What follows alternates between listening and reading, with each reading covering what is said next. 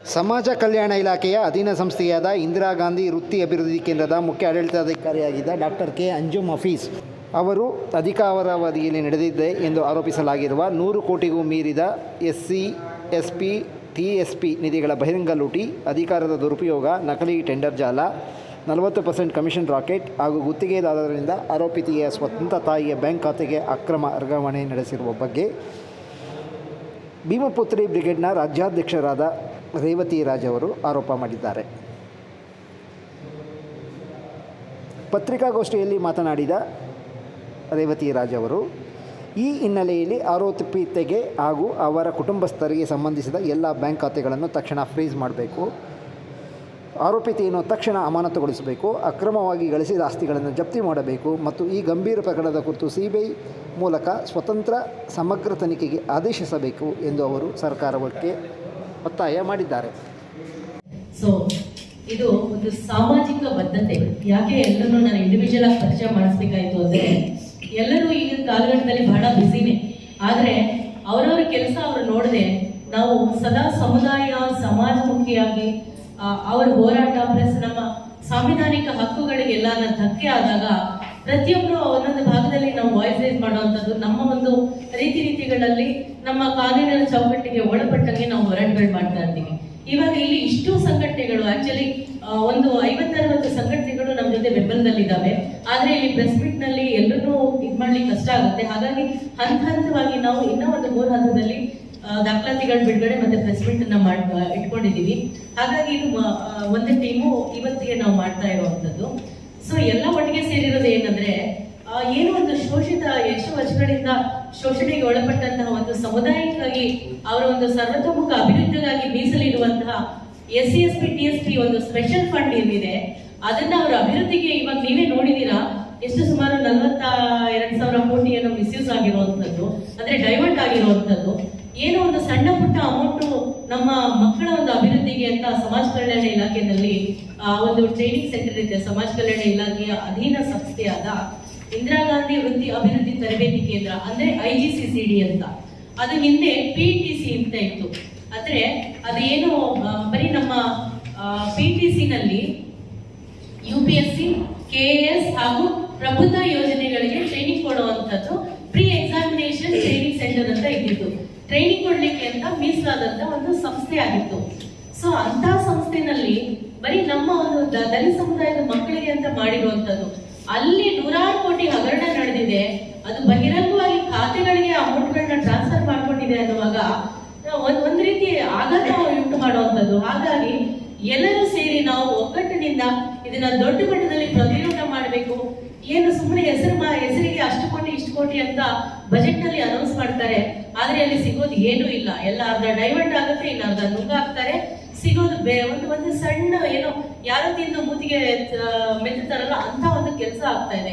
ಹಾಗಾಗಿ ನಾವೆಲ್ಲ ಒಗ್ಗೂಡಿದೀವಿ. ಕರ್ನಾಟಕದ ಎಲ್ಲ ದಲಿತ ಸಂಘಟನೆಗಳು ಒಂದಷ್ಟು ಎಲ್ಲವೂ ಪ್ರಗತಿಪರ ಚಿಂತನೆ ಇರುವಂತವರು, ಕಾಳಜಿ ಇರುವಂತವರು ಸಮುದಾಯದ ಬಗ್ಗೆ, SC, ST ಎಲ್ಲಾ ಸಮುದಾಯದ ಲೀಡರ್ಗಳು ಇಲ್ಲಿ ವೇದಿಕೆ ಮೇಲಿದ್ದಾರೆ. ಹಾಗಾಗಿ ನಾವೆಲ್ಲ ಒಗ್ಗೂಡಿ ಇದ್ರ ಬಗ್ಗೆ ಒಂದು ಧ್ವನಿಯನ್ನ ರೈಸ್ ಮಾಡೋದು, ಮುಂದಿನ ದಿನಗಳಲ್ಲಿ ರಾಜ್ಯ ಮಟ್ಟದಲ್ಲಿ ಬಹಳ ದೊಡ್ಡ ಮಟ್ಟದಲ್ಲಿ ಹೋರಾಟಗಳನ್ನ ಮಾಡ್ಲಿಕ್ಕೆ ಇಲ್ಲಿ ವೇದಿಕೆ ಸಿದ್ಧವಾಗಿರುವಂತದ್ದು. ಸೊ ವಿಚಾರಕ್ಕೆ ಬಂದ್ಬಿಡ್ತೀನಿ ನಾನು. ಇದು ಹಿಂದೆ 2006ರಲ್ಲಿ PTC ನ ಪ್ರಾರಂಭ ಮಾಡಲಾಯಿತು. 2006ರಲ್ಲಿ PTC ಪ್ರಾರಂಭ ಮಾಡಿ 2023ರಲ್ಲಿ ಅದನ್ನ IGCCD ಅಂತ, ಅಂದ್ರೆ ಇಂದಿರಾ ಗಾಂಧಿ ವೃತ್ತಿ ಅಭಿವೃದ್ಧಿ ತರಬೇತಿ ಕೇಂದ್ರ ಅಂತ ಅದನ್ನ ಹೆಸರನ್ನ ಬದಲಾವಣೆ ಮಾಡಲಾಯಿತು. ಅದಾದ ನಂತರ ಅಲ್ಲಿವರೆಗೆ ದೊಡ್ಡ ಮಟ್ಟದೇನು ಅಂತ ಒಂದು ಸ್ಕ್ಯಾಮ್, ನಿಮಗೆ ಗೊತ್ತಿದೆ, ಸರ್ಕಾರ ಅಂದ್ಮೇಲೆ ಸಣ್ಣ ಪುಟ್ಟ ನಡೀತಾನೆ ಇರುತ್ತೆ, ಎಲ್ಲವೂ ಕ್ಲೀನ್ ಅಂತ ಹೇಳಲಿಕ್ಕೆ ಆಗಲ್ಲ ವ್ಯವಸ್ಥೆನಲ್ಲಿ. ಆದ್ರೆ ಈ ಮಟ್ಟದ ಒಂದು ಭ್ರಷ್ಟಾಚಾರ ಆ ಸಂಸ್ಥೆನಲ್ಲಿ ಇರ್ಲಿಲ್ಲ. ಯಾಕಂದ್ರೆ ಕೆಲವು ಪ್ರಾಮಾಣಿಕ ಅಧಿಕಾರಿಗಳು ಚೆನ್ನಾಗಿ ಕೆಲಸ ನಿರ್ವಹಿಸ್ಕೊಂಡು ಹೋಗ್ತಾ ಇದ್ರು. ಅದಾದ ಹೆಸರು ಚೇಂಜ್ ಮಾಡಿದ ಉದ್ದೇಶ ಏನಂದ್ರೆ, ಎಲ್ಲ ಇವಾಗ ನಮ್ಗೆ ಸ್ಕಿಲ್ ಡೆವಲಪ್ಮೆಂಟ್ ಕಾರ್ಪೊರೇಷನ್ ನಮ್ಗೆಲ್ಲ ಗೊತ್ತಿದೆ. ಸ್ಕಿಲ್ ನಲ್ಲಿ ನಡೆಯೋ ಕಾರ್ಯಕ್ರಮಗಳನ್ನೆಲ್ಲ ಇಲ್ಲಿ ಇಂಟ್ರೊಡ್ಯೂಸ್ ಮಾಡಿ ಡೈರೆಕ್ಟ್ ಆಗಿ ಟೆಂಡರ್ಗಳ ಮುಖಾಂತರ ಮಾಡ್ಲಿಕ್ಕೆ, ಹಾಗಾಗಿ ಕೆಲವು 4G ಎಕ್ಸಾಮಿಷನ್ ನಲ್ಲಿ ಮಾಡ್ಲಿಕ್ಕೆ, ಕೆಲವು MCA ಮುಖಾಂತರ ಮಾಡ್ಲಿಕ್ಕೆ ಅಂತ ಎಲ್ಲ ಪ್ರೀ ಪ್ಲಾನ್ ಮಾಡ್ಕೊಂಡು ಮಾಡಿದಂಥದ್ದು. ಅಲ್ಲಿ ಏನಾಯ್ತು, ಎಮಿನೆಂಟ್ CEO ಹಾಕ್ಬೇಕಾಗಿತ್ತು. ಅಲ್ಲಿ ಆಲ್ರೆಡಿ ಆ ಸಂಸ್ಥೆನಲ್ಲಿ ಒಬ್ರು ಡೈರೆಕ್ಟರ್ ಇದ್ರು. ಅವ್ರು ಬಹಳ ವರ್ಷಗಳಿಂದ ಅದೇ PTC ನಲ್ಲಿ ಎಕ್ಸ್ಪೀರಿಯನ್ಸ್ ಇದ್ದಂಥವ್ರು, ಕ್ಲೀನ್ ಹ್ಯಾಂಡ್ ಇದ್ದಂತ ಡೈರೆಕ್ಟರ್ ಇದ್ರು. ಅವರನ್ನ ಬೈಪಾಸ್ ಮಾಡಿ ಈ ಒಂದು ಪ್ರೊಬೇಷನರಿ ಅಧಿಕಾರಿ ಡಾಕ್ಟರ್ ಕೆ ಅಂಜುಮ್ ಹಫೀಜ್ ಅಂತ, ಆ ಪ್ರೊಬೇಷನರಿ ಅಧಿಕಾರಿಯನ್ನ ಅವ್ರದ್ದು 2022ರಲ್ಲಿ ಅವರು ಇಲಾಖೆಗೆ ಜಾಯಿನ್ ಆಗ್ತಾರೆ. 2 years ತಮಗೆ ಗೊತ್ತಿದೆ ಪ್ರೊಬೇಷನರಿ ಪೀರಿಯಡ್. 2024ಕ್ಕೆ ಅವ್ರದ್ದು ಪ್ರೊಬೇಷನರಿ ಮುಗಿದು ಆ ನಂತರದಲ್ಲಿ ಪ್ರಮೋಷನ್ಸ್ ಅದು ಇದಕ್ಕೆ ಎಲಿಜಿಬಿಲಿಟಿ ಇತ್ತು. 2023ರಲ್ಲಿ ಅವರನ್ನ ಸಿಇಒ ಆಗಿ ಪ್ರಮೋಟ್ ಮಾಡಿ ಎಂಟೈರ್ ಚೆಕ್ ಸೈನಿಂಗು ಮತ್ತೆ ಟೆಂಡರ್ಗೆ ಡಿಸಿಷನ್ ಮೇಕಿಂಗು ಸಿಇಒ ಆಗಿ PTCಗೆ ಮತ್ತೆ IGCCDಗೆ ಇವರನ್ನ ಅಪಾಯಿಂಟ್ ಮಾಡ್ತಾರೆ. ಅಪಾಯಿಂಟ್ ಮಾಡಿದ ನಂತರದಲ್ಲಿ ಟೋಟಲಿ ಟೆಂಡರ್ಗಳನ್ನ ಓಪನ್ ಮಾಡ್ತಾರೆ, ಸ್ಟಾರ್ಟ್ ಮಾಡ್ತಾರೆ. ಟೆಂಡರ್ಗಳು ತಮಗೆ ಗೊತ್ತಿದೆ KTPP ಕಾಯ್ದೆ ಅಡಿನಲ್ಲಿ ಟೆಂಡರ್ ಯಾವುದೇ ಟೆಂಡರ್ ಪ್ರಕ್ರಿಯೆಗಳು ಒಂದು ಪಾರದರ್ಶಕವಾಗಿ ಜೊತೆಗೆ ಬಹಳ ಟೆಂಡರ್ ಓಪನ್ ಆಗೋವರೆಗೆ ಗೌಪ್ಯವಾಗಿ ನಡಿಬೇಕು. ಸೊ ಇಲ್ಲಿ ಈ ಅಧಿಕಾರಿಗೆ ಸರ್ವಾಧಿಕಾರವನ್ನ ಕೊಟ್ಟು ಅವರು ಟೋಟಲಿ ಎಂಟೈರ್ ಏನು ಡೈರೆಕ್ಟರ್ ಇದ್ರು ಅವರಿಗೆ ಯಾವುದೇ ಒಂದು ಸೈನಿಂಗ್ ಅಥಾರಿಟಿನೂ ಇರಲಿಲ್ಲ. Whole and sole decision maker, tender ಪ್ರಕ್ರಿಯೆಯಲ್ಲಿ ಸೈನಿಂಗ್ ಅಥಾರಿಟಿ ಎಲ್ಲ ರಿಜೆಕ್ಟ್ ಮಾಡುವಂತದ್ದು, ಬಿಲ್ಲಿಂಗ್ ಅಥಾರಿಟಿ ಟೋಟಲಿ ಈ KS ಆಫೀಸರ್ ಅಂಜುಮ್ ಹಫೀಜ್ ಅವ್ರದ್ದೇ ಇದ್ದಂಥದ್ದು. ಸೊ ಅದಾದ ನಂತರದಲ್ಲಿ ಟೆಂಡರ್ಗಳನ್ನ ಕಾಲ್ಫರ್ ಮಾಡ್ತಾರೆ ಇವರು. ಟೆಂಡರ್ಗಳು ಕಾಲ್ಫರ್ ಮಾಡಿದಾಗ ಅಲ್ಲಿ SC ST ಇವರುಗಳು ಏನಾದರೂ ಹೋದ್ರೆ ನಿಮಗೆ ಎಲಿಜಿಬಿಲಿಟಿ ಇಲ್ಲ ಅಂತ ಹೇಳಿ, ಎಲಿಜಿಬಿಲಿಟಿ ಅಂದ್ರೆ 5 ವರ್ಷ 10 ವರ್ಷ ಟ್ರೈನಿಂಗ್ ಆಗಿರ್ಬೇಕು, ಕನಿಷ್ಠ ನೀವು ಒಂದು 5,000 ಮಕ್ಕಳಿಗೆ ಟ್ರೈನಿಂಗ್ ಮಾಡಿರ್ಬೇಕು, ನೀವು ಒಂದು 5 ಕೋಟಿ ಟ್ರಾನ್ಸಾಕ್ಷನ್ ಆಗಿರ್ಬೇಕು ಅಂತ ಹೇಳಿ ಎಲಿಜಿಬಿಲಿಟಿ ಕ್ರೈಟೀರಿಯಾ ಬರೋದಿಲ್ಲ ನಿಮಗೆ ಅಂತ ಹೇಳಿ ಯಾವುದೇ SC ST ಇವರುಗಳಿಗೆ ತರಬೇತಿ ಕೇಂದ್ರಗಳಿಗೆ ಯಾರಿಗೂ ಸಹ ಕೊಡೋದಿಲ್ಲ, ಅವ್ರನ್ನ ಹಾಗೆ ಕಳಿಸ್ತಾರೆ. ಅದೇ ಇವರು ಪೂರ್ವ ನಿರ್ಧಾರಿತವಾಗಿ ಟೆಂಡರ್ಗಳೆಲ್ಲವೂ ಡಿಸೈಡ್ ಆಗ್ಬಿಡುತ್ತೆ. ಅಲ್ಲಿ ಇವರು ಹೇಗ್ ಮಾಡ್ತಾರೆ ಅಂದ್ರೆ ಇವ್ರಿಗೆ ಬೇಕಾಗಿರೋ ಒಂದಷ್ಟು ಬ್ರೋಕರ್ಗಳು, ಏಜೆಂಟ್ಗಳನ್ನ ಆ ಇಲಾಖೆನಲ್ಲಿ ಬಿಟ್ಕೊಂಡು ಇವ್ರು ಇವರಿಗೆ ಪೂರ್ವ ನಿರ್ಧಾರಿತವಾಗಿ ಒಂದಷ್ಟು ಪ್ರೀ ಬಿಡ್ಡಿಂಗ್ ಮೀಟಿಂಗ್ ಕರ್ಕೊಳ್ತಾರೆ. ಅದರಲ್ಲಿ ಇವರೇ ಒಂದಷ್ಟು ಸಂಸ್ಥೆಗಳನ್ನ ಇವ್ರಿಗೆ ಬೇಕಾಗಿರೋ ಏಜೆಂಟ್ಗಳ ಹೆಸರಿನಲ್ಲಿ ರಿಜಿಸ್ಟರ್ ಮಾಡ್ತಾರೆ. ಆ ಸಂಸ್ಥೆಗಳಿಗೆ 1 ವರ್ಷ 2 ವರ್ಷ ಅಷ್ಟೇ ಅವರಿಗೆ ಎಕ್ಸ್ಪೀರಿಯನ್ಸ್ ಇರುತ್ತೆ, ಅವರಿಗೆ ಟ್ರಾನ್ಸಾಕ್ಷನ್ ಸಹ ಇರೋದಿಲ್ಲ. ಆದ್ರೂ ಅವರಿಗೆ ಎಲಿಜಿಬಿಲಿಟಿ ಬರುತ್ತೆ, ಆದ್ರೂ ಸಹ ಅವ್ರು L1 ಬಿಡ್ಡರ್ ಆಗ್ತಾರೆ. ಹೇಗಾಗ್ತಾರೆ ಅಂತ ಹೇಳಿದ್ರೆ ಅವರಿಗೆ ಕನ್ಸಾರ್ಷಿಯಂ ಅಂತ ಒಂದು ಪದ, ಅಂದ್ರೆ ಜಾಯಿಂಟ್ ವೆಂಚರ್ ಅಂತ ಹೇಳಿ ಇವರು ಅಲೋ ಮಾಡ್ತಾರೆ. ಸೊ ಕನ್ಸಾರ್ಷಿಯಂ ಯಾರ ಜೊತೆ ಮಾಡಬೇಕು? ಆಸ್ ಪರ್ KTPP ಆಕ್ಟ್ ಪ್ರಕಾರ ಕನ್ಸಾರ್ಷಿಯಂ ನೀವು ಎಜುಕೇಶನ್ ಸೆಕ್ಟರ್ ಅಲ್ಲಿ ಮಾಡಿದ್ರೆ, ಎಜುಕೇಶನ್ ಇದರಲ್ಲಿ ತರಬೇತಿ ಕೊಡ್ತೀರಾ ಅಂದ್ರೆ ಆ ಇಲಾಖೆಗೆ ಸಂಬಂಧಪಟ್ಟಂಗೆ, ಆ ಕ್ಷೇತ್ರಕ್ಕೆ ಸಂಬಂಧಪಟ್ಟಂಗೆ ಇವರು ಟ್ರೈನ್ ಅಪ್ ಮಾಡಿರ್ಬೇಕಾಗುತ್ತೆ. ಸೊ ಇಲ್ಲಿ ಕನ್ಸಾರ್ಷಿಯಂ ಮಾಡಿರೋದು, ನೀವು ಸಪೋಸ್ ಒಂದು ಎಜುಕೇಶನ್ ಇದನ್ನ ಟ್ರೈನಿಂಗ್ ಮಾಡ್ತಿರೋದು ಡ್ರೋನ್ಗೆ ನೀವು ಕನ್ಸಾರ್ಷಿಯಂ ಮಾಡ್ಬೇಕಂದ್ರೆ ಆ ಡ್ರೋನ್ ಫೀಲ್ಡ್ ಅಲ್ಲಿ ಟ್ರೈನ್ ಅಪ್ ಆಗಿರ್ಬೇಕು. ಅಂತ ಒಂದು ಸಂಸ್ಥೆನಲ್ಲಿ ಒಂದು 5,000 ಸ್ಟೂಡೆಂಟ್ಸ್ ನ ಇವರು ಟ್ರೈನಿಂಗ್ ಕೊಟ್ಟಿರ್ಬೇಕು, ಆ ಒಂದು 5 ಕೋಟಿ ಟರ್ನ್ ಓವರ್ ಆಗಿರ್ಬೇಕು. ಅದ್ರ ಜೊತೆಗೆ ಇವರಿಗೆ ಒಂದು ಹಳೆ ಸಂಸ್ಥೆ ಆಗಿರ್ಬೇಕು. ಆದ್ರೆ ಇಲ್ಲಿ ಇವರು ನಮ್ಮ ದಲಿತ ಉದ್ಯಮೆದಾರರು, ತರಬೇತಿದಾರರು ಹೋದ್ರೆ ಇಲ್ಲ ಅಂತ ಹೇಳ್ತಾರೆ. ಅದೇ ಇತರ ಇವ್ರಿಗೆ ಬೇಕಾಗಿರುವಂತದ್ದು ಇವರು ಲಾಬಿ ಮಾಡ್ಕೊಂಡು ಇವರೇ ಮಾಡ್ಕೊಂಡಿರೋ ಸಂಸ್ಥೆಯವರು ಹೋದಾಗ ಇವರು ಅದಕ್ಕೆ ಓಕೆ ಮಾಡ್ತಾರೆ. ಅವರಿಗೆ ಯಾವ್ದು ಎಕ್ಸ್ಪೀರಿಯನ್ಸ್ ಇರಲ್ಲ. ಅವ್ರನ್ನ ಯಾವ ತರ ಒಂದು ಇಲಾಖೆ ಇದ್ರ ಜೊತೆಗೆ ಕನ್ಸೋರ್ಷಿಯಂ ಮಾಡ್ತಾರೆ ಅಂದ್ರೆ ಡ್ರೋನ್ ತರಬೇತಿಗೆ ಬಿಲ್ಡಿಂಗ್ ಕಾಂಟ್ರಾಕ್ಟರ್ ಜೊತೆಗೆ ಕನ್ಸೋರ್ಷಿಯಂ ಮಾಡ್ತಾರೆ. ಬಿಲ್ಡಿಂಗ್ ಕಾಂಟ್ರಾಕ್ಟರ್ಗೂ ಡ್ರೋನ್ ತರಬೇತಿಗೂ ಎಲ್ಲಿಯ ಸಂಬಂಧ? ಸೊ ಈ ತರ ಅವೈಜ್ಞಾನಿಕವಾಗಿ ಕನ್ಸೋರ್ಷಿಯಂ ಮಾಡಿದ್ರು. ಅದಾದ್ಮೇಲೆ ಕಾಲ್ ಸೆಂಟರ್ ಜೊತೆಗೆ ಕನ್ಸೋರ್ಷಿಯಂ ಮಾಡ್ತಾರೆ, ಸೆಕ್ಯೂರಿಟಿ ಏಜೆನ್ಸಿ ಜೊತೆ ಕನ್ಸೋರ್ಷಿಯಂ ಮಾಡ್ತಾರೆ. ಸೊ ಈ ತರದಲ್ಲಿ ಎಲಿಜಿಬಿಲಿಟಿ ಇಲ್ಲದೆ ಇದ್ದವರಿಗೆ ಎಲಿಜಿಬಿಲಿಟಿ ಮಾಡ್ತಾರೆ. ಮಾಡಿ ಆ ನಂತರದಲ್ಲಿ ಅವರುಗಳಿಗೆ L1 ಬಿಡ್ಡರ್ ಮಾಡ್ತಾರೆ. L1 ಬಿಡ್ಡರ್ ಮಾಡಿ ಆವಾಗ ಇನ್ನೊಂದು ರೂಲ್ ಇದೆ, KTPP ಆಕ್ಟ್ ಅಲ್ಲಿ ಇನ್ನೊಂದು ರೂಲ್ ಇದೆ.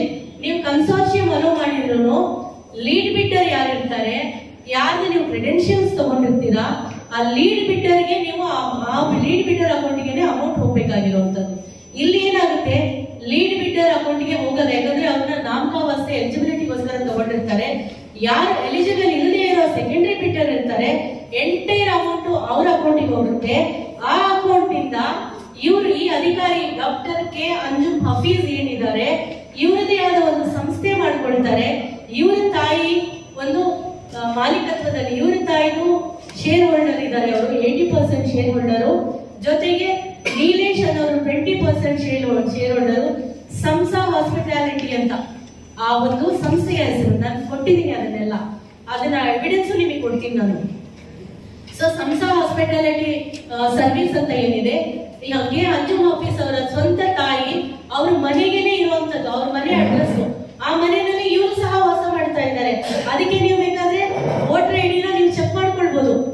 ಮುಂದೆ ಮೀಡಿಯಾ ಮುಂದೆ ಯಾವುದೇ ಕಾರಣಕ್ಕೂ ಒಂದು ಬೋಗಸ್ ಇನ್ನೊಂದು ನಾನು ಹೇಳಲಿಕ್ಕೆ ಆಗೋದಿಲ್ಲ, ಯಾಕಂದ್ರೆ ನಿಮಗೂ ಸಹ ನಾನು ನಾಳೆ ಆನ್ಸರಬಲ್.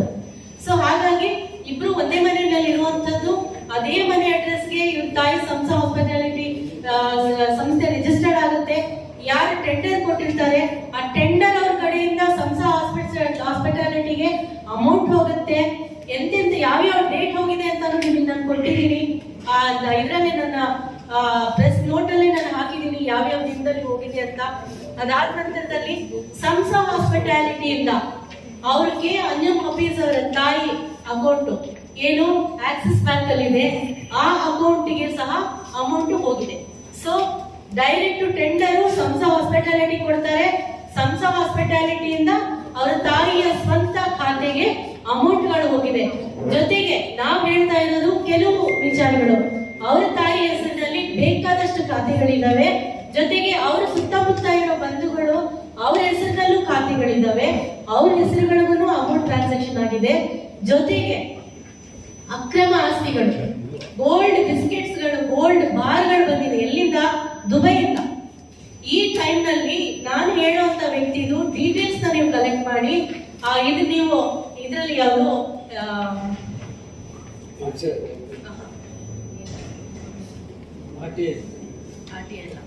ನೀವು ಇವಾಗ ಟ್ರಾವೆಲ್ ಇದು ಮಾಡಿರ್ತಾರಲ್ಲ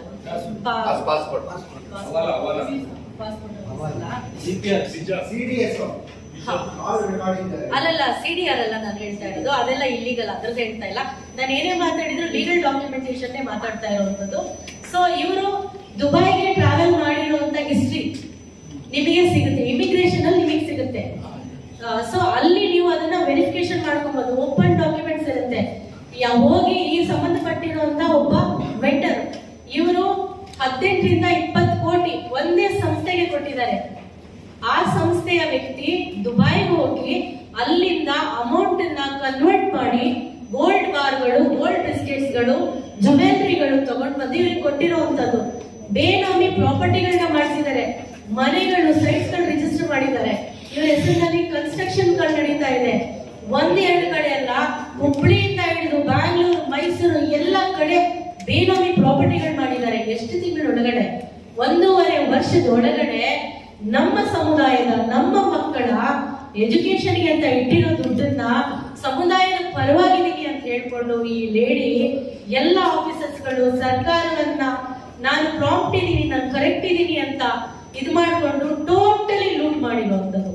ಇದರಲ್ಲಿ ಅದಾದ ನಂತರದಲ್ಲಿ ನಾನು ವಿಚಾರಕ್ಕೆ ಬಂದ್ಬಿಡ್ತೀನಿ. ಸೊ ಇಲ್ಲಿಗಲ್ ಅಮೌಂಟ್ ಟ್ರಾನ್ಸಾಕ್ಷನ್ ಮಾಡಿಕೊಂಡಿರುವಂಥದ್ದು. ಅದಾದ ನಂತರದಲ್ಲಿ ಸರ್ಕಾರದಲ್ಲಿ ಯಾವ್ಯಾವ ತರ ಮಾಡಿದ್ದಾರೆ.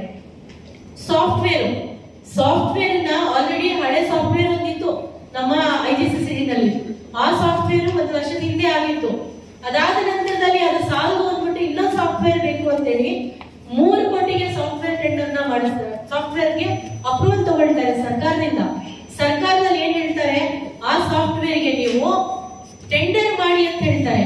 ಆದ್ರೆ ಈ ಲೇಡಿ ಏನ್ ಹೇಳ್ತಾರೆ, ತಮಗ್ ಬೇಕಾಗಿರೋ ಡೆಲ್ಲಿ ಬೇಸ್ಡ್ ಇವ್ರನ್ನ ತಗೊಂಡು ಟೆಂಡರ್ ಮಾಡೋದಿಲ್ಲ. 4G ಎಕ್ಸೆಂಪ್ಷನ್ ಅಂತ ಹೇಳಿ ಆ ಕಂಪನಿಗೆ ಇವರು ಸಾಫ್ಟ್ವೇರ್ ಇದನ್ನ ಕಾಂಟ್ರಾಕ್ಟ್ ನ ಕೊಡ್ತಾರೆ. ಆ 4G ಕಾಂಟ್ರಾಕ್ಟ್ 4G ಎಕ್ಸೆಂಪ್ಷನ್ ಇದೆಯಲ್ಲ ಅಂತ ನೀವು ಹೇಳ್ಬೋದು. ಆದ್ರೆ 4G ಎಕ್ಸೆಂಪ್ಷನ್ ಆ ಕಂಪನಿಗೆ ಇರುವಂತದ್ದು 1 ಕೋಟಿ, ಇವ್ರು ಕೊಡೋದು 3 ಕೋಟಿ. ಆಯ್ತು, ಕೊಟ್ರು, ಅದಕ್ಕೇನಾದ್ರೂ ಕ್ಲಾಸ್ ಕೊಡ್ಬೋದು ಇವರು. ಆದ್ರೆ ಇವತ್ತು ವರ್ಕ್ ಆರ್ಡರ್ ಕೊಟ್ಟಿದೆ, ಆದ್ರೆ ನಾಳೆಗೆ 1 ಕೋಟಿವರೆಗೂ ಅಮೌಂಟ್ ನ ಚೆಕ್ ಅಲ್ಲಿ ಕೊಡ್ತಾರೆ.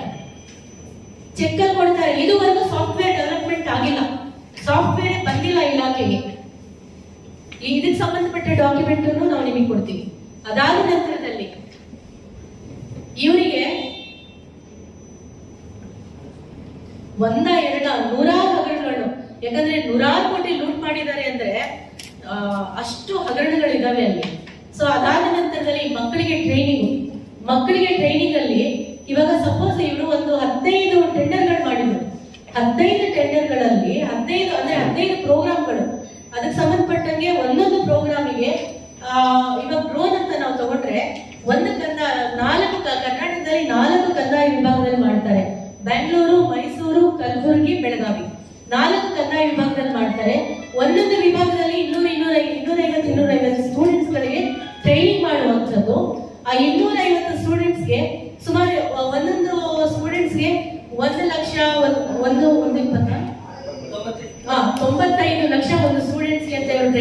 ಮಾಡಿದಾಗ ಸುಮಾರು ಒಂದು 2-2.5 ಕೋಟಿವರೆಗೂ ಅಮೌಂಟ್ ಬರುತ್ತೆ ಒಂದು ಕಂದಾಯ ವಿಭಾಗದಲ್ಲಿ. ಈ ತರ 4 ಕಂದಾಯ ವಿಭಾಗದಲ್ಲಿ ಒಂದೇ ಸಂಸ್ಥೆಗಾಗುತ್ತೆ. ಟೆಂಡರ್ ಪ್ರಕ್ರಿಯೆ ಮಾಡ್ತಾರೆ, ಪ್ರತಿ ಸರಿ ಒಂದೇ ಸಂಸ್ಥೆಗಾಗುತ್ತೆ. ಕಾಂಪೀಟ್ ಮಾಡೋದು 2 ಸಂಸ್ಥೆ, ಒಂದು ರಿಜೆಕ್ಟ್ ಆಗುತ್ತೆ, ಒಂದು ಎಲಿಜಿಬಲ್ ಆಗುತ್ತೆ. ಸೊ ನೀವು ಎಲ್ಲಾ ಡಾಕ್ಯುಮೆಂಟೇಶನ್, ಟೆಂಡರ್ ಡಾಕ್ಯುಮೆಂಟೇಶನ್ ಚೆಕ್ ಮಾಡಿದಾಗ ಆ ಡಾಕ್ಯುಮೆಂಟೇಶನ್ ಕೊಡ್ತೀವಿ. ಅದರಲ್ಲಿ ನಿಮಗೆ ಕ್ಲಿಯರ್ ಕಟ್ ಆಗಿ ಅರ್ಥ ಆಗುತ್ತೆ ಹೇಗೆ ಪೂರ್ವ ನಿರ್ಧಾರಿತವಾಗಿ ಇವರು ಟೆಂಡರ್ ಗಳನ್ನ ಫ್ಲೋಟ್ ಮಾಡಿದ್ದಾರೆ ಅನ್ನೋದಕ್ಕೆ ಎವಿಡೆನ್ಸ್. ಜೊತೆಗೆ ಟೆಂಡರ್ ಅಲ್ಲಿ ಇವರು ಫಸ್ಟ್ 40% ಕ್ಯಾಶ್ ಅಲ್ಲಿ ಕೇಳ್ತಾರೆ. ಅದಕ್ಕೆ ಬೇಕಾಗಿರೋ ವಾಟ್ಸ್ಆಪ್ ಚಾಟ್ಗಳು, ಎವಿಡೆನ್ಸ್ಗಳು, ಕಾಲ್ ರೆಕಾರ್ಡಿಂಗ್ಸ್ಗಳು ನಮ್ಮ ಹತ್ರ ಅವೈಲೇಬಲ್ ಇದೆ. 40% ನೀವೇನಾದ್ರೂ ಕೊಡ್ಲಿಲ್ಲ ಅಂದ್ರೆ ಮಿನಿಸ್ಟ್ರಿ ನಿಮಗೆ ರೆಕಮೆಂಡ್ ಮಾಡ್ಲಿ, ಕಮಿಷನರ್ ರೆಕಮೆಂಡ್ ಮಾಡ್ಲಿ, ಪ್ರಿನ್ಸಿಪಲ್ ಸೆಕ್ರೆಟರಿ ರೆಕಮೆಂಡ್ ಮಾಡ್ಲಿ, ಜೊತೆಗೆ ನಿಮಗೆ ಇದರಲ್ಲಿ ಆಕ್ಷನ್ ಪ್ಲಾನ್ ಅಲ್ಲೂ ಸಹ ನಿಮಗೆ ಅಮೌಂಟ್ ಅಲೋಕೇಟ್ ಮಾಡಿದ್ರು ಆ ಕೋರ್ಸ್ಗೆ. ದುಡ್ಡು ಕೊಡ್ಲಿಲ್ಲ ಅಂದ್ರೆ ಬೈ ಕ್ಯಾಶ್ ನೀವು ಅಮೌಂಟ್ ಕೊಡ್ಲಿಲ್ಲ ಅಂದ್ರೆ ಯಾವುದೇ ಕಾರಣಕ್ಕೂ ಟೆಂಡರ್ ಆಗಲ್ಲ. ಫಸ್ಟ್ 40% ದುಡ್ಡು ಕೊಟ್ರೆ ಟೆಂಡರ್ ಕೊಡ್ತಾರೆ. ಅದಕ್ಕೆ ಇನ್ನೊಂದು ಎಕ್ಸಾಂಪಲ್, ಇನ್ನೊಂದು ಸಾಕ್ಷಿ ಏನಂದ್ರೆ 40% ಯಾವುದೇ ಕೋರ್ಸ್ ಕಮೆಂಟ್ಸ್ ಆಗ್ಲಿಕ್ಕೆ ಮುಂಚೆನೆ 40% ಅಡ್ವಾನ್ಸ್ ಕೊಡ್ತಾ ಇದ್ದಾರೆ. ಯೋಚನೆ ಮಾಡಿ, ಇದು ಯಾವುದೇ ಒಂದು KTPP ಆಕ್ಟ್ ಅಲ್ಲಿ ಪ್ರೊವಿಷನ್ ಇಲ್ಲ. ನೀವು ಅಟ್ಲೀಸ್ಟ್ ಟ್ರೈನಿಂಗ್ ಶುರು ಮಾಡಬೇಕು. ಎನ್ರೋಲ್ಮೆಂಟ್ ಗೆ ನೀವು 40% ಸಂಬಳ ಸರ್ಕಾರದಿಂದ ರಿಲೀಸ್ ಮಾಡ್ತಾರೆ. ನಮ್ಮ ಪಾಪ ಗುತ್ತಿಗೆದಾರರು ವರ್ಷಾಂಗಟ್ಟಲೆ ಕೆಲಸ ಮಾಡ್ಬಿಟ್ಟು ದುಡ್ಡು ಸಿಗದೆ ಒದ್ದಾಡ್ಕೊಂಡು ಆತ್ಮಹತ್ಯೆಗಳು ಮಾಡ್ಕೊತಾ ಇದ್ದಾರೆ. ಇಲ್ಲಿ ಯಾವ ತರ ಭ್ರಷ್ಟಾಚಾರ ಮಾಡ್ತಾ ಇದ್ದಾರೆ ಅಂದ್ರೆ ಟೆಂಡರ್ ಕಾಲ್ಫರ್ ಆಗ್ತಾ ಇದ್ದಂಗೆ 40%, ಬರೀ ಒಂದು ಚಿಲ್ಡ್ರನ್ಸ್ ಎನ್ರೋಲ್ಮೆಂಟ್ ಮಾಡ್ತಾ ಇದ್ದಂಗೆ 40%. ಅದು ಟ್ರೈನಿಂಗ್ ಎಷ್ಟು ತಿಂಗಳು? 3 ತಿಂಗಳ. 15 ದಿನ ಟ್ರೈನಿಂಗ್ ಫಸ್ಟ್ 40% ರಿಲೀಸ್ ಮಾಡ್ತಾರೆ. 70% ನೀವು ಉದ್ಯೋಗ ಕೊಡಿಸ್ಬೇಕು ಅಂತ ಇದೆ, 20% ಅಲ್ಲ 2% ಉದ್ಯೋಗ ಕೊಡಿಸಿಲ್ಲ. ಯಾಕೆಂದ್ರೆ ಸ್ಟೂಡೆಂಟ್ಸ್ ಗಳ ಲೀಸ್ಟೇ ಬೋಗಸ್, ಸ್ಟೂಡೆಂಟ್ಸ್ ಗಳೇ ಇಲ್ಲ ಟ್ರೈನಿಂಗ್ ಅಲ್ಲಿ. ಆಮೇಲೆ ಇವರು ಇದ್ರಲ್ಲಿ ತೋರಿಸ್ತಾರೆ, ಸಾಫ್ಟ್ವೇರ್ ಅಲ್ಲಿ ಸ್ಟೂಡೆಂಟ್ಸ್ ಗಳನ್ನ ಇವಾಗ ಒಂದು ಕೋರ್ಸ್ಗೆ ಅಟ್ ಎ ಟೈಮ್ ಒಂದು 4-5 ಕೋರ್ಸ್ ನಡೆಯುತ್ತೆ. ಅವಾಗ ಸಾಫ್ಟ್ವೇರ್ ಏನಿದೆ, ಒಂದು ಸ್ಟೂಡೆಂಟ್ ನ ಮಲ್ಟಿಪಲ್ ಕೋರ್ಸ್ಗೆ ಎಂಟ್ರಿ ಮಾಡೋದಿಲ್ಲ, ತಗೊಳ್ಳೋದಿಲ್ಲ ಡಾಕ್ಯುಮೆಂಟ್. ಆವಾಗ ಈ ಲೇಡಿ ಏನ್ ಮಾಡ್ತಾರೆ, ಆ ಸಾಫ್ಟ್ವೇರ್ ಗೆ ಟ್ಯಾಂಪರ್ ಮಾಡ್ತಾರೆ, ಗವರ್ನಮೆಂಟ್ ಸಾಫ್ಟ್ವೇರ್ ಟ್ಯಾಂಪರ್ ಮಾಡ್ತಾರೆ. ಗವರ್ನಮೆಂಟ್ ಸಾಫ್ಟ್ವೇರ್ ಟ್ಯಾಂಪರ್ ಮಾಡಿ ಟೋಟಲಿ ಒಂದು ಅಟ್ ಎ ಟೈಮ್ ಒಂದು ಸ್ಟೂಡೆಂಟ್ಸ್ ಮಲ್ಟಿಪಲ್ ಕೋರ್ಸ್ ಮಾಡಬಹುದು. ನೀವು 4-5 ಕೋರ್ಸ್ ಮಾಡಬಹುದು. ಕ್ಲಾಸಸ್ ನಡೀತಾ ಇರುತ್ತೆ. ಇವಾಗ ಬೆಳಿಗ್ಗೆ ಇಲ್ಲಿ ಯಾವ ಸ್ಟೂಡೆಂಟ್ ಇರಬೇಕು, ರೆಸಿಡೆನ್ಷಿಯಲ್ ಕೋರ್ಸ್, ನಾರ್ಮಲ್ ಟ್ರೈನಿಂಗ್ ಎಲ್ಲ ನಡೀತಾ ಇರುತ್ತೆ. ನೀವು ಚೆಕ್ ಮಾಡಿದ್ರೆ ಸ್ಟೂಡೆಂಟ್ಸ್ ಗಳು ಮ್ಯಾಕ್ಸಿಮಮ್ ಎಲ್ಲಾ ಕೋರ್ಸ್ ಅಲ್ಲೂ ಸೇಮ್ ಸ್ಟೂಡೆಂಟ್ಸ್ ಇರ್ತಾರೆ. ಆ ತರದ ಒಂದು ಸ್ಕ್ಯಾಮ್ ಸಹ ಮಾಡಿರುವಂತದ್ದು. ಸ್ಟೂಡೆಂಟ್ಸ್ ಗಳ ಹೆಸರಿನಲ್ಲಿ ಸ್ಟೈಫಂಡ್ ಅಲ್ಲಿ 50% ತಗೊಂಡಿರುವಂತದ್ದು. ಅದಕ್ಕೂ ನಮ್ಮ ಹತ್ರ ಸ್ಟೂಡೆಂಟ್ಸ್ ಗಳ ಎವಿಡೆನ್ಸ್ ಇದೆ. ಎಷ್ಟು ಸ್ಟೂಡೆಂಟ್ಸ್ ಬೇಕು ಎಲ್ಲ ಇದ್ದಾರೆ. ವೆಂಡರ್ಸ್ ಗಳಲ್ಲಿ ಇವರು 40% ಏನು ಸ್ಕ್ಯಾಮ್ ಮಾಡಿದ್ದಾರೆ, 40% ಕಮಿಷನ್ ದಂಧೆ ಮಾಡಿದ್ದಾರೆ, ಅದಕ್ಕೂ ಎವಿಡೆನ್ಸ್ ಇದೆ. ಆ ಎಲ್ಲ ಎವಿಡೆನ್ಸ್ ನಿಮಗೆ ಏನ್ ಬೇಕು ನಾನು ಅದನ್ನು ರಿಲೀಸ್ ಮಾಡ್ತಾ ಇದ್ದೀನಿ. ಜೊತೆಗೆ ನಾವು ಇವೆಲ್ಲ ವಿಚಾರಕ್ಕೆ ಸಂಬಂಧಪಟ್ಟಂಗೆ ಲೋಕಾಯುಕ್ತದಲ್ಲಿ 29ನೇ ತಾರೀಕು ನಾನು ಜನವರಿ 29ನೇ ತಾರೀಕು ಲೋಕಾಯುಕ್ತದಲ್ಲಿ ನಾನು ಈ ಎಲ್ಲ ಡಾಕ್ಯುಮೆಂಟ್ ಎಸ್ಟಾಬ್ಲಿಷ್ ಮಾಡಿ ನಾನು ದೂರ್ ಮಾಡಿದೆ. ಈ ವ್ಯಕ್ತಿ ಡಾಕ್ಟರ್ ಕೆ ಅಂಜುಮ್ ಆಫೀಸ್ ವಿರುದ್ಧ ದೂರ್ ಮಾಡಿದೆ. ಹಿಂಗೆ ನಮ್ಮ ಸಮುದಾಯದ SCPTS ಫಂಡ್ ದುರುಪಯೋಗ ಆಗಿದೆ, ಲೂಟಿ ಆಗಿದೆ, ಇದ್ರ ಮೇಲೆ ಆಕ್ಷನ್ ತಗೊಳ್ಬೇಕು ಅಂತ ಕರಪ್ಷನ್ ಇದ್ರ ಮೇಲೆ ನಾನು ದೂರ್ ಮಾಡಿದ್ದೀನಿ. ಅದಾದ ನಂತರದಲ್ಲಿ ಅವತ್ತಿನ ದಿನಾನೇ ನಾನು chief secretary of social welfare department, ಆಮೇಲೆ commissioner of social welfare department, ಅದಾದ ನಂತರ ಡೈರೆಕ್ಟರ್ ಆಫ್ ಸೋಷಿಯಲ್ ವೆಲ್ಫೇರ್ ನಮ್ಮ IGCCD ಇವರಿಗೆಲ್ಲ ಕೊಟ್ಟಿದ್ದೀನಿ.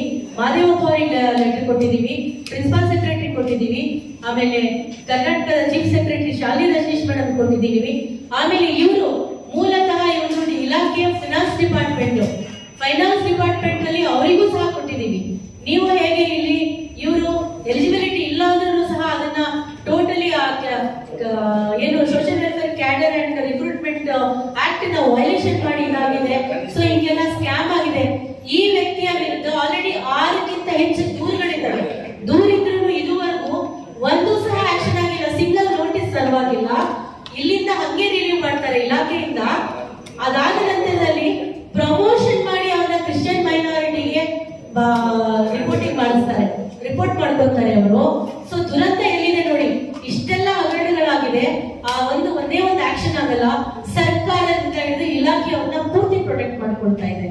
ಇದುವರೆಗೂ ಏನು ಆಕ್ಷನ್ ಆಗಿಲ್ಲ. ಹಾ. ಸರ್ 2023ರಿಂದ 2025ರವರೆಗೆ ನಡೆದಿರುವಂತಹ ಹಗರಣ ಇದು. ಸರಿ ನಾನು 2 ಮಿನಿಟ್ಸ್ ಅಲ್ಲಿ ಕನ್ಕ್ಲೂಡ್ ಮಾಡ್ತೀನಿ. ಹಗರಣದ ಬಗ್ಗೆ ಹೇಳ್ತಾ ಇದ್ದೀರಾ, ನೀವು ಶೋನೇ ಮಾಡ್ತಾ ಇಲ್ಲ ಮೇಡಮ್. ತೋರಿಸ್ತೀನಿ, ತೋರಿಸ್ಬೇಕಲ್ವಾ ನೀವು? ಡಾಕ್ಯುಮೆಂಟ್ ರಿಲೀಸ್ ಮಾಡ್ತೀನಿ, ನಿಮ್ಗೆ ಎಲ್ಲ ತೋರಿಸಿನೇ ರಿಲೀಸ್ ಮಾಡ್ತೀನಿ. ನೀವು ಪಾಠ ಹೇಳ್ತಾ ಇದ್ದೀರಾ. ಡಾಕ್ಯುಮೆಂಟ್ ರಿಲೀಸ್ ಮಾಡ್ತೀನಿ, ವಿಚಾರ ತಿಳಿಸಿ ನಾನು ಡಾಕ್ಯುಮೆಂಟ್ ರಿಲೀಸ್, ನಾನು ಪ್ರೆಸ್ ಮೀಟ್ ಕರೆದಿರೋದೇ ಡಾಕ್ಯುಮೆಂಟ್ ರಿಲೀಸ್ ಮಾಡ್ತೀನಿ ಅಂತ. ಸೊ ಅದಾದ ನಂತರದಲ್ಲಿ ಚೆಕ್ಕು ಇವಾಗ 187 ಕೋಟಿ ಹಗರಣ, ವಾಲ್ಮೀಕಿ ನಿಗಮದ ಹಗರಣ ಆದ್ಮೇಲೆ ಸರ್ಕಾರದಿಂದ ಒಂದು ಆರ್ಡರ್ಸ್ ಇದೆ, FD ಫೈನಾನ್ಸ್ ಡಿಪಾರ್ಟ್ಮೆಂಟ್ ಇಂದ ಆರ್ಡರ್ಸ್ ಇದೆ, ಯಾವುದೇ ಕಾರಣಕ್ಕೂ ಡೈರೆಕ್ಟ್ ಬ್ಯಾಂಕ್ಗೆ ಚೆಕ್ ಮುಖಾಂತರ ಇರ್ಬೋದು, ಕ್ಯಾಶ್ ಮುಖಾಂತರ ಇರ್ಬೋದು ಟ್ರಾನ್ಸಾಕ್ಷನ್ ಮಾಡೋ ಹಾಗಿಲ್ಲ ಅಂತ. ಇದೆಲ್ಲ ಆರ್ಡರ್ಸ್ ಸುತ್ತೋಲೆಗಳು ಎರಡೆರಡಿದೆ. ಆದ್ರೂ ಸಹ ಇವರು ಯಾರ್ದು ಸೈನ್ ಇಲ್ಲದೆ ಡೈರೆಕ್ಟ್ ಆಗಿ ತಾನೇ ಒಬ್ಬರೇ